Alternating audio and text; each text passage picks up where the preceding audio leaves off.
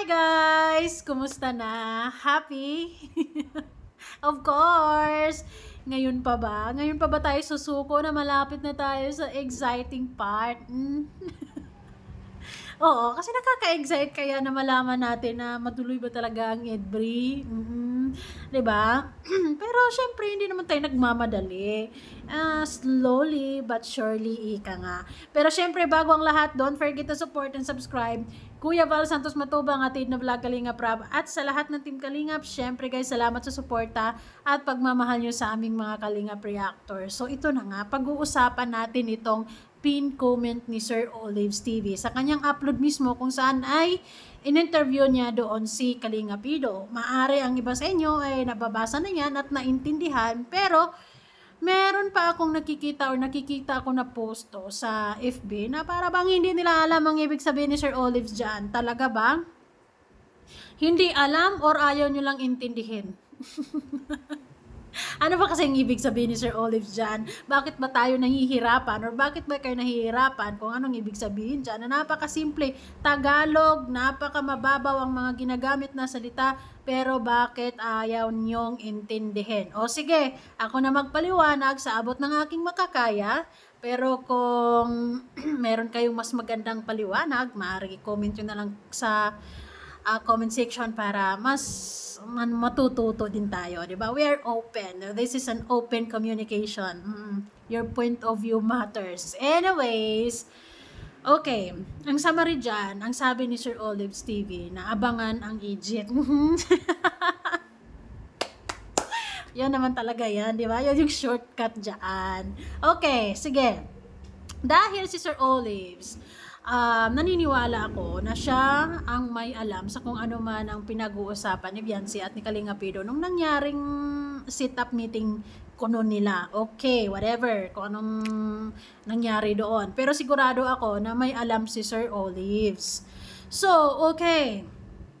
Hindi naman na to dapat pang ipaliwanag kasi hindi naman to tinatago or hindi naman to parang vocabulary words na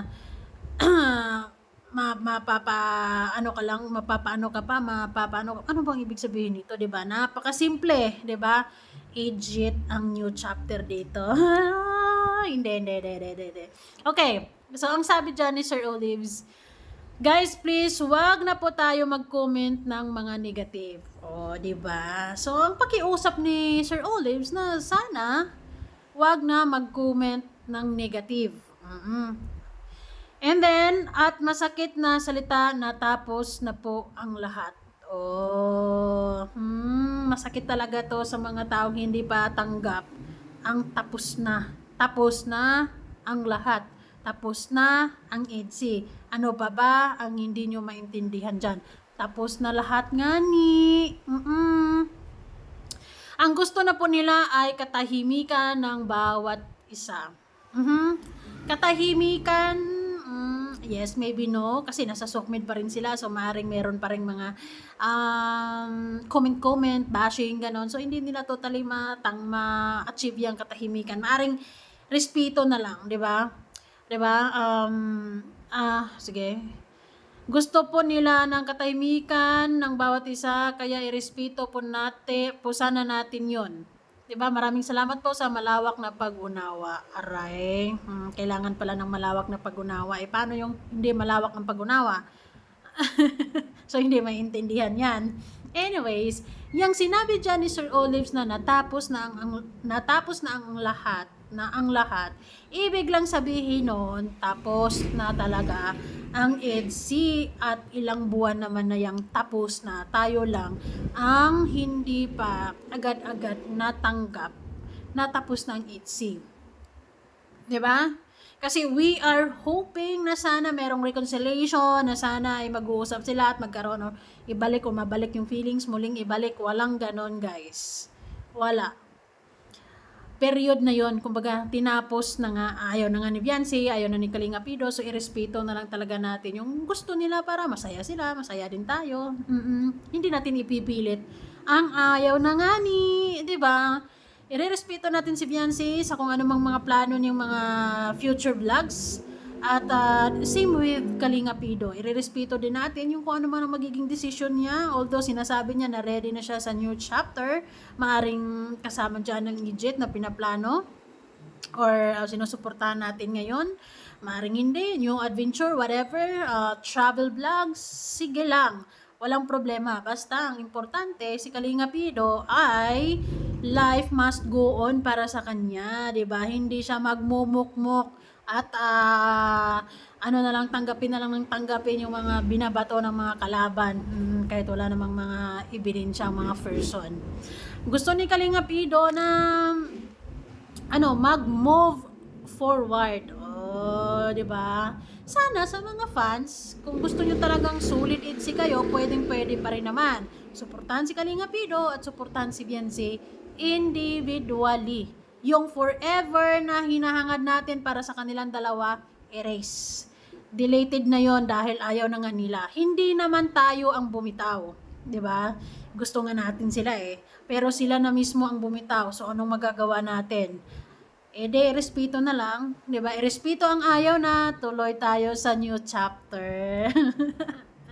'Di ba?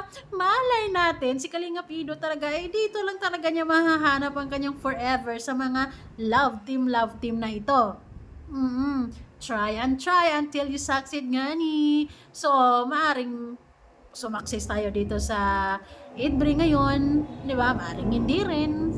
Depende, only God knows. Pero ang importante, kung kanino ka naman sumusuporta, marunong kang rumispeto sa bawat isa. Kung gusto niya Edbri, respetuin mo. Kung gusto mo Edsi, sige, manatili ka sa Edsi. Kasi ayaw mo talaga maniwala 'Di ba? Ayaw mo talagang tanggapin Hindi pa talaga siguro nagsisingkin sa iyo na tapos na talaga ang kabanata nila. Sige, hintayin namin yang kung kailan nyo matanggap. Hindi namin yan papakialaman. Basta tuloy kami sa Egypt. Tuloy kami sa Edbri kung ano man ang mga mangyayari dyan, kung ano mang mapagdesisyonan nila dyan. 'Di ba? Tamang push lang. Ganon lang yun. Hindi namin pinapangunahan, pero ganon na nga lang. Pero parang ganon na nga yun.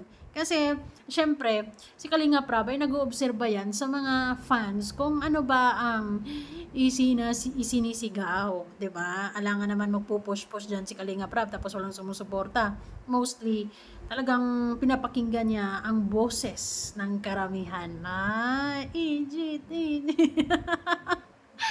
Okay? So, ayun na nga.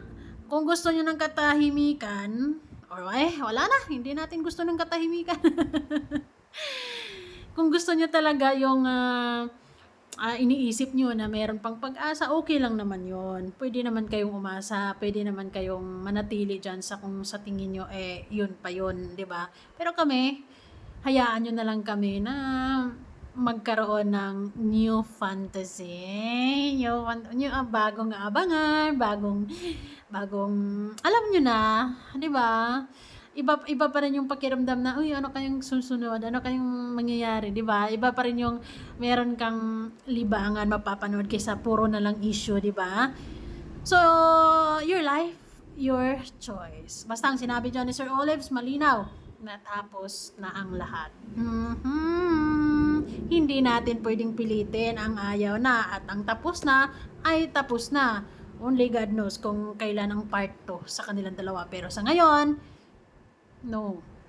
Sa magulang pa lang na sinabi na ayaw nila kay Kalinga Pido, doon pa lang tapos na agad ang laban. Kaya kung mahal nyo talaga si Kalinga Pido, wag nyo nang ipilit si Kalinga Pido sa mga taong ayaw na sa kanya, di ba?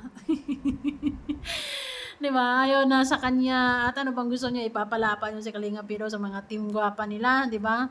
Dahil akala naman nila si Kalinga Pido napakasamang tao na. Nakala nila pagka nababalitaan nilang lumalapit yung tao, nakikita nga lang para bang justice for Beyonce, justice. Diba? Ang masamang tao si Kalinga Pido, ano yun? Ang criminal lang ang peg na magsalita sila ng justice na ganyan. It's not giving. Diba? There's more for Kalinga Pido. Kaya naman, the more, the merrier. Dito lang tayo sa Idbre.